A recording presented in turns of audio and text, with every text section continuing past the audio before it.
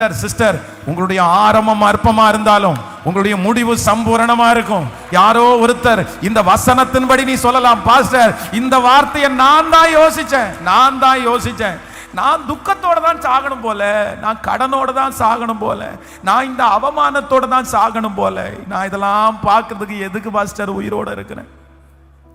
அன்னைக்கே ஆண்டவர் என்னை எடுத்திருக்க வேண்டியதானே? அவர் எடுத்ததுக்கு என்ன எடுத்திருக்கலாம்ல? எங்க அம்மா அப்பாவை எடுத்ததுக்கு என்ன எடுத்திருக்கலாம்ல?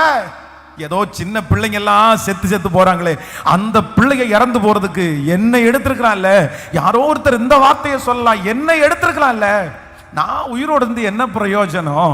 நான் துக்கத்தோட தான், எனக்கு சாகிற வரைக்கும் இந்த துக்கம் எனக்கு மாறாது. ஆனா ஆண்டவர் கிருபையா வாக்கு கொடுக்கிறாரு, நீ என் மகளே அப்படி சொல்ற, நீ என் மகனே அப்படி சொல்ற, உன் மேல நான் வச்சிருக்கிற திட்டம் நீ நன்மையா பாப்பியா அப்படின்னு நீ நினைச்சிட்டு இருக்கிற.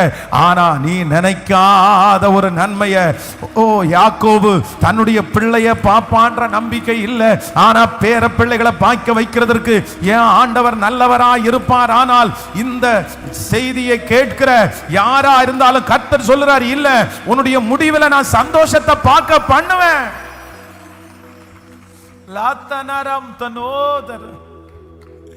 ஏதும் இல்லை என்ற கவலை எனக்கு இல்லை. நீங்க இருக்கும்போது எனக்கு என்னப்பா கவலை? ஹalleluya. கைகளை உயர்த்தி இயேசுவே சொல்லுங்க, யாக்கோபின் தேவன்